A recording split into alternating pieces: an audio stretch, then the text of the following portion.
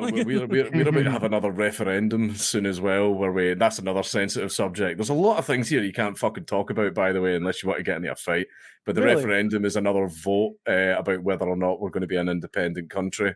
Oh, where do you stand on that? Because that's a weird one. With Brexit, I think that there was a lot of buyer shock. When they saw what they had actually voted for. Yeah, I don't know much about it. Obviously, I'm on the other side of the fucking Atlantic. But it seems like there was a lot of buyer shock afterwards. Like, oh no, we fucked up. There was a specific reason for that. It wasn't so much like we fucked up. We knew there would be teething problems. Like, you don't just cause like this upheaval and then expect everything's going to go smoothly and perfectly. Like, there's going to be a lot of bumps in the road. But the problem is the EU were not playing ball with us when it came to like trade and like rules and everything like that. And then they basically, like, we were going, EU, you're supposed to do this. Can you do this, please? The EU was going, no. And then it was fucking us up. But then everyone's like, look what Brexit did. And they were like, it's them. They did it. And speaking of the IRA, again, now, this is a little funny thing, and like the EU is trying to fuck us up with this, but they have no fucking idea the problems this would cause. Basically,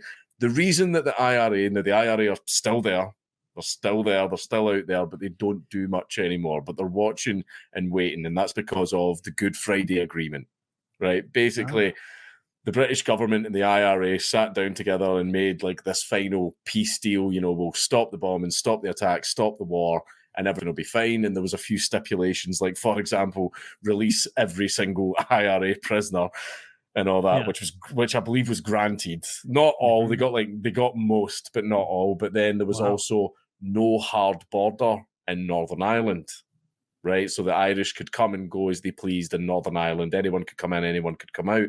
Now, because Britain has now left the European Union, the EU are now saying there must now be a hard border in Northern Ireland. The problem is the EU are saying you must now do that. That violates the Good Friday Agreement, which means that the contract has been broken and the IRA would come back. So they have to think very carefully about how they handle that. So it's like, the thing is, the EU, everyone in Europe who does not fucking understand the situation is going, but there must be a hard border, and everyone in Britain and even everyone in Ireland is going, no, do not fucking do that. And everyone's like, see, anyone who like lived through the 80s and 90s and like remembers just hearing about like daily bombings and all that shit, like nobody wants to return to that, but the EU are just, it's almost like they're trying to do it on purpose because they're like, you wanted to leave, so I'm just going to like reawaken a terrorist group to fucking bomb you. At least you can fish in your own water. Man, like fucking yeah. So yeah, that's really dodgy. I don't know any of this stuff. At all. Do you guys? What do you got? I do remember. I'm old enough to remember the bombings, and it made the news all the time. That was back before you chose your own news. You just watched what was on TV. Yeah, and there was always like some bar or some restaurant or whatever. There were just car bombings, bombing. Molotov cocktails were like a big thing. Yeah. I think you misunderstood. I knew about the IRA. I was meaning I didn't know about that border. Like, I didn't know it would matter that much, that like having a hard border would let I didn't know about that detail. Like, well, okay, we're turning back on now. I'm well aware that when Brexit came out, I'm no longer here. I was pro-Brexit. So I'm really like forgiving of other people that were pro-Brexit who just didn't understand how complicated it was. I heard independence and my dumbass American ass was like, yeah, I like it. Let's do independence. This is like kind of most Americans default to the position of like more freedom, more independence, etc. And now that I understand just what a tangled knot they're trying to unweave, it's like there is no good solution to do this well. You can't do it without pissing so many people off that it was better where it was, I think. No, you disagree? I disagree. No, definitely was the best reason, because it was we were definitely better off leaving, because see the amount of laws that were getting passed in the EU that we like had to follow through on. If there was any money that they demanded, we had to pay it, and everyone's like, oh yeah, but we got some money back, and I'm like, yeah, but we were paying like so fucking much in. And all that, and then everyone's like, oh, in exchange you get to use the trade, and it's like, well, why can't we just negotiate our own trade contracts? Like there's even like weird, stupid limits, because I've been there in the EU Parliament. They have no fucking idea what they are doing. No idea. If there's anything that is to be regulated, they will try to regulate it. Like the day I was in, and this was when we were doing the Article 13. So I'm there in the Strasbourg court, like in the big room where they do the vote. Like I'm essentially in the European Senate. Like I'm sitting in there. They were voting on regulations about how long Polish candle makers were allowed to make the wicks. And I'm Google it. I'm not making that up, right? That is some of the dumb shit. Some of the other stuff as well is, any of this certain type of drink product must only come in 330 milliliter and 500 milliliter cans or bottles. But then there was this weird fucking custom drink in Japan that makes its own bottles that don't fit that. So then the EU had to pass another resolution to this bill to allow this one specific drink from Japan to like be able to be shipped into and sold in the EU. It's so stupid. Like, and that's the type of shit that we have to contend with. And everyone goes, oh, but you get your veto. You get your little fucking veto. But this is the problem, is Europe are massively fucking left-wing. Apart from the eastern parts of Europe, from Eastern Europe, right? Mainland Europe are overwhelmingly left-wing, and they are passing like left-wing laws over right-wing places. So the right-wing places, that's why you're getting Hungary and Budapest and all these other fucking Bulgaria, Romania are all going, fuck this.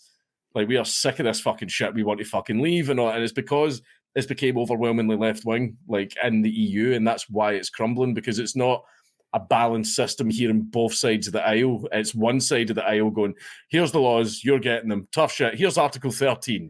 This just passed fucking overwhelmingly, where we're going to create essentially a great filter like they have in China to moderate online content.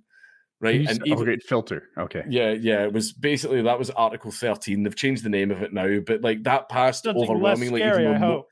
Calling it the doomsday device now. The same day I was in, they were voting on a resolution about AI weapons, whether or not it would be okay for them to continue research into AI weapons, and it passed. So they're gonna, that won't backfire. It's incredible. Like, how many movies start? You sound like a subject matter expert on it, and I'm not. But it's super hard to be an actual subject matter expert on all this shit. You know, all the tangled web that is the EU and the countries in it, and who's going to get mad if you do different. If you pull out, people are going to be really mad. And as you mentioned with that, border, if you stay in, as you articulated, people are going to be really mad. So what do you do? Well, I think it's a case of it should never have happened in the first place. Like all this.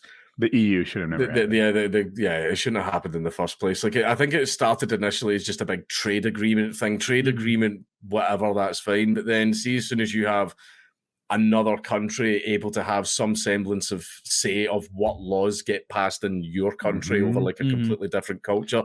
Like there's like people, the amount of times that I see, like, I argue with leftists online like all the time, and people bitch about, oh, they just drew random borders in Africa and mixed cultures together and caused wars and blah, blah, blah. And it's like, that's what the EU's doing. They're passing, like, they're culturally different. People, people in Czechoslovakia have a completely different, fucking not there anymore, Czech Republic, like have a completely different view on like the way society should be than people in England or people in France and all that. But then they're passing laws over these, and it's just causing conflict.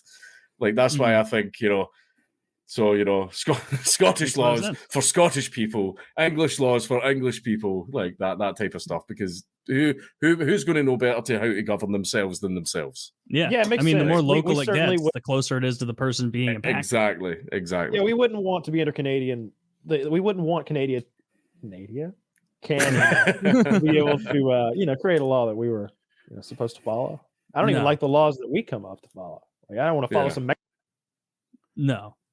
You might have lost your audio. Kyle. I lost you on Mexican laws, but he said he doesn't want to follow Mexican laws. Kyle. Yeah, your audio is definitely off, Kyle. You cut out.